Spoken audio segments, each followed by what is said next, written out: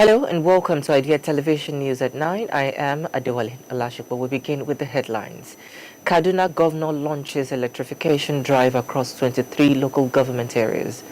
NIDCOM to deploy diaspora doctors across Nigeria. IMF projects Cameroon economic growth on mining and energy boost. Cameroon signs deal to expand YAOUNDÉ water network and boost CAMWATER revenue. Away from Africa, UK government considers delaying youth minimum wage rise. In business, Dangote predicts NAIRA could hit 1,100 to $1 in 2026. In sports, SAKA signs new deal to become Arsenal's highest paid player. Now the news in full. Kaduna State Governor Uba Sani today flagged off phase 1 of a major electrification project across the state's 23 local government areas. The program includes the distribution of 600 transformers and 10,000 solar-powered street lights aimed at boosting economic connectivity and powering small and medium enterprises. Governor Sani highlighted that electricity is no longer a luxury but a right for all communities. He emphasized the impact of reliable power on hospitals, schools, industries and farms, noting that the state has restored abandoned systems and completed previously stalled solar mini-grid projects in 190 primary health care centers. The initiative also covers urban and rural generation projects, including a 2-megawatt plant in Trapco community and ongoing works in Chara, Gidan Kundi and Hawan Mai Mashi. A memorandum with the Rural Electrification Agency will provide 1.5 megawatts to Kaduna Polytechnic and 8 megawatts to Ahmadu Bello University's area, further expanding reliable power access across the state. Now to other news. The Nigerians in Diaspora Commission, led by Chairman Abike Dabiri, today announced plans to deploy Nigerian medical professionals from abroad to various states this year. The Diaspora Health Impact Initiative 2026 aims to strengthen local healthcare systems, provide specialist interventions, and deliver professional training nationwide. The program will see 7 diaspora-based medical associations deployed to states including Abuja, Lagos, Kano, Nasarawa, Abia, Sokoto, and Kaduna between July 20 and 23, ahead of National Diaspora Day of July 25. Doctors and specialists will focus on maternal and neonatal care, sickle cell screening, women's health, neurosurgery, reproductive health diagnostics, and medical leadership. Dabiri Erewa emphasized that the initiative prioritizes sustainable capacity building rather than short-term outreach. The Medical and Dental Council of Nigeria will facilitate licensing for participating professionals, ensuring their work supports long-term improvement in specialist services, clinical competence, and health data generation across underserved communities. Now to other news. The International Monetary Fund says Cameroon's economy is set to gradual recovery driven by mining expansion and improved electricity supply. Real GDP grew 3.1% in 2025, down from 3.5% in 2024, but it's projected to reach 3.3% this year and exceed 4% by 2028.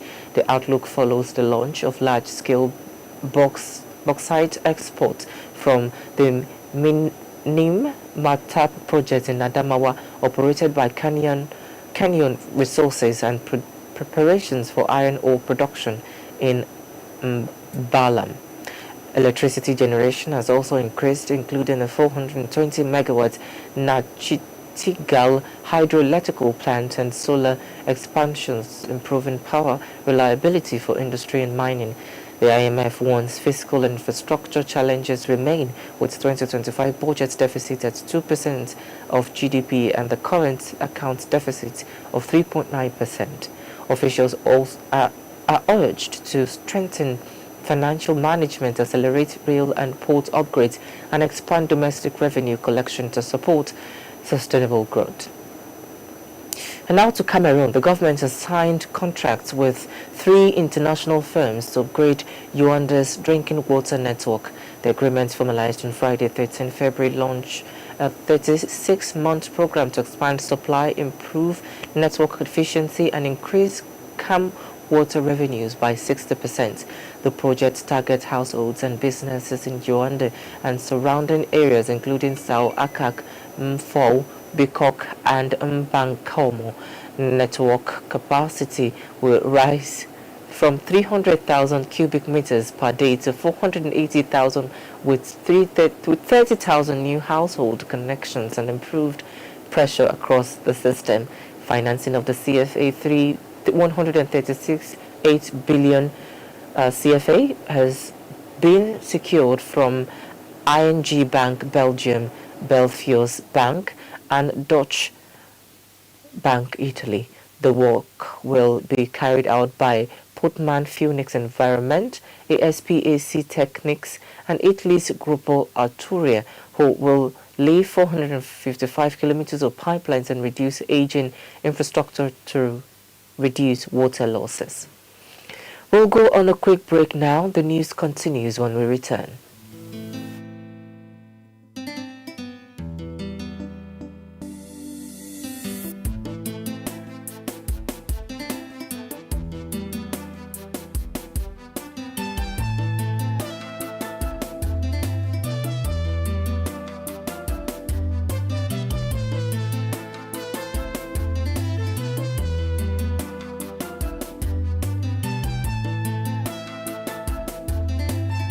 Welcome back. If you're just joining us, this is Idea News at 9. Now to the rest of the news. Away from Africa, the United Kingdom government is reportedly weighing a delay in plans to equalize minimum wage rates for young workers aged 18 to 20 with those over 21. The policy promised in the Labour Party's election manifesto aims to remove age-based pay bands and ensure fair wages for all adults.